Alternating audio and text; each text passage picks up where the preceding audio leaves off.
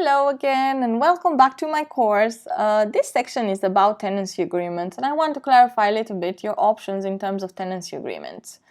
Yes, so first type of tenancy agreement is a standard short hold tenancy agreement. Now this agreement usually is signed for a whole year.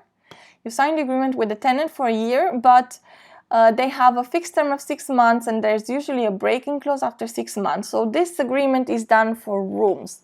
So usually people renting a room, they rent it for a whole year, but they have the option after 6 months to move out. Yeah, so there's a break-in clause after 6 months.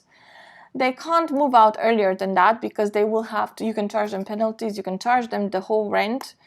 You just have to follow it, and it's a bit of headache, but you would have a legal ground to chase them if they move out before 6 months.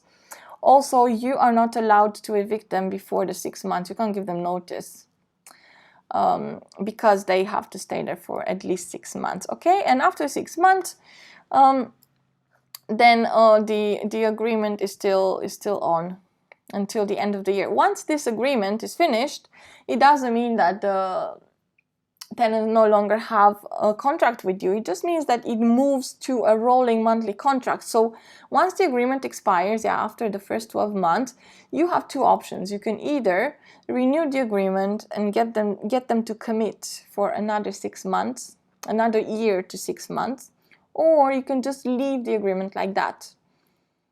So for example, if you are working with agents, it's not ideal.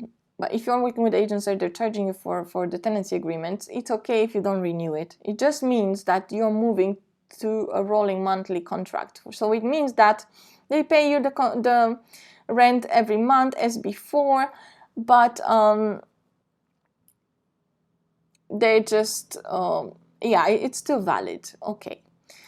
What I suggest is for you to have your own agreement. I will attach a tenancy agreement for a room rental to this section because you are going to need it, and because you purchased this course, you can use the tenancy agreement for a room rental. I will also show you in a future section how to do an inventory and everything else that you need to do before a tenant moves in and what you need to give him when he moves in the property. But for now, we're going to move on to the next section. So the next section is periodic tenancy agreements. Now, periodic tenancy agreements can be on a weekly basis, on a monthly basis, on a 6-month basis, however you want, or however you agree with the tenant. Yeah, so maybe a tenant just wants to rent a room from you on a weekly basis because they're not sure how secure their job is and if they need to move or not. Okay, in this case, if they're renting on a weekly basis, theoretically, they have to give you a week's notice and you have to give them a week's notice if you want them to vacate your property, unless you signed a contract with them and you've both agreed that you have to give each other a month's notice and not a week's notice. So that is the difference here. If you look at the screen, it says statutory periodic tenancy agreement and contractual periodic tenancy. So it depends. If you use a statutory one, because you don't always need to sign a contract with the tenant, a verbal agreement is also valid, but it's harder to enforce in case one of you breaks the agreement.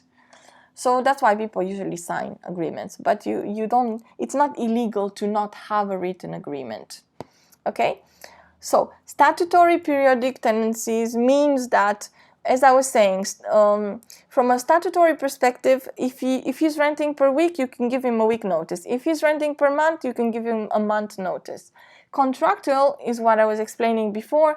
If he's renting per week, but you have something different in a contract, you have to choose the highest amount of notice that you give him, and he has to respect the same. So he has to also give you 1 month notice, even though he's paying weekly. Okay, so yeah, that's all. We've already discussed. So how much notice? As I mentioned before, the problem here with the standard short hold is that actually the landlord is required to give 2 months notice usually 2 months notice to the tenant when they have a standard short hold tenancy agreement, 2 months notice, but because now we are with COVID and all of that, the laws keep changing and the government keeps changing everything. So now they've made it from 2 months, they've made it 6 months.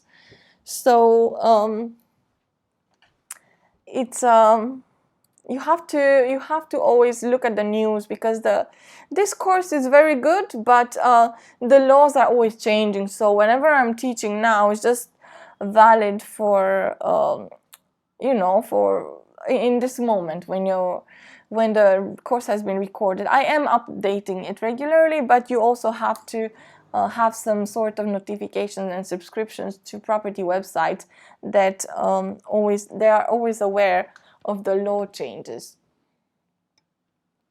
Okay, yeah, that's all I wanted to tell you about the periodic tenancy agreements. Okay, so as I said, with the standard short hold, now they're looking even to change the law and to have the landlords giving 6 months notice to the tenants. But we'll see. You just have to figure out what's happening.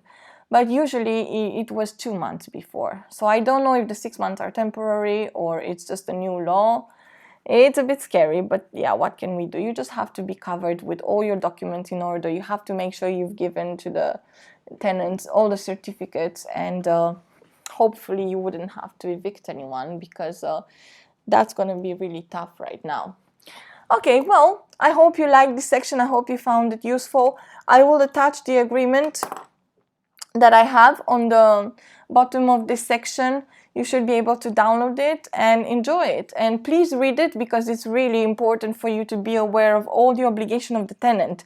Because sometimes they ask you to do things that they shouldn't. And everyone is tempted to push the boundaries. But if you know your agreement and you send them the section where that's their obligation, then they shouldn't cause you too much headache. Okay, well, have a good day, and I'll see you in the next section.